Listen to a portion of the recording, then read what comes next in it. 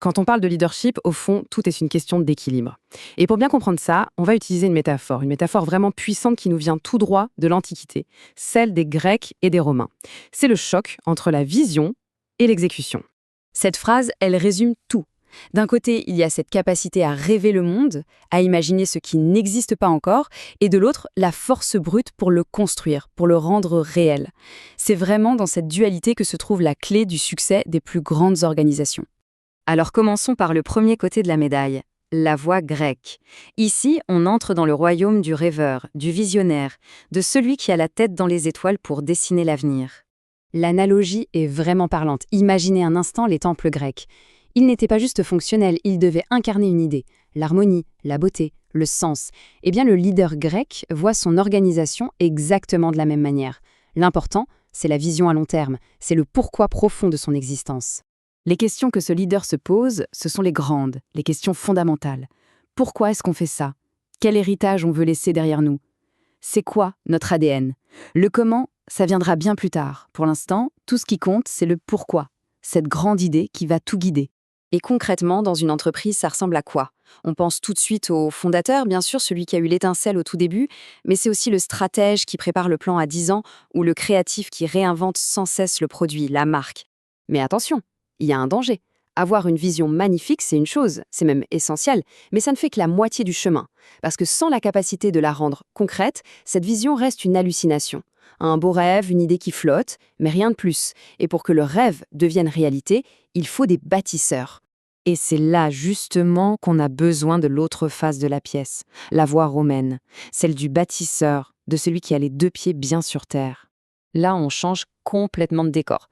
Fini les temples éthérés, on parle d'aqueducs, de routes, de constructions massives, faites pour durer, pour fonctionner, pour être efficaces.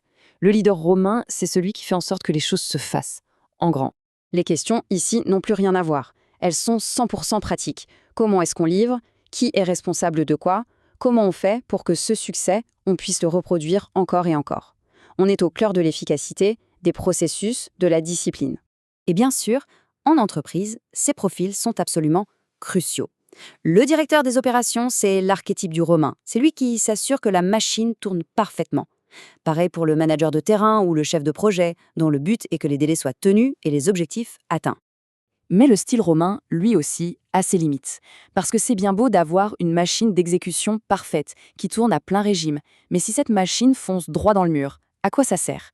C'est de l'efficacité sans but, une course effrénée vers nulle part. Le véritable secret, bien sûr, il n'est ni 100% grec, ni 100% romain. Il est dans la fusion des deux. C'est seulement quand on combine la grande vision grecque à la puissance d'exécution romaine que la magie opère. Et c'est comme ça qu'on ne bâtit pas juste un projet, mais un véritable empire. Et là, tout devient limpide. La quête de sens, le pourquoi des Grecs, doit être le carburant de la maîtrise technique, du comment des Romains.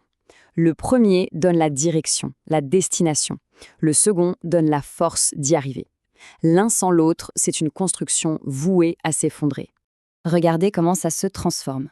L'idée purement grecque a besoin d'un processus bien romain pour exister. Les valeurs ne sont que des mots sans la discipline de les appliquer chaque jour. La créativité a besoin de consistance pour avoir un impact réel. Et au final, l'inspiration doit se traduire par des résultats concrets. Prenez le Colisée, c'est l'exemple parfait de cette fusion. D'un côté, il a fallu une vision architecturale complètement folle, une ambition presque divine, très grecque. Mais pour que cette vision sorte de terre, il a fallu une ingénierie, une organisation, une logistique purement romaine. C'est le rêve qui est devenu pierre, la preuve ultime. Bon, au-delà de la théorie, la vraie question c'est comment est-ce qu'on applique ce modèle concrètement? Comment s'en servir comme d'une boussole, que ce soit pour une organisation, une équipe ou même à titre individuel? Et ça nous amène à la question de fond qu'il faut se poser. Dans une organisation donnée, où est le déséquilibre?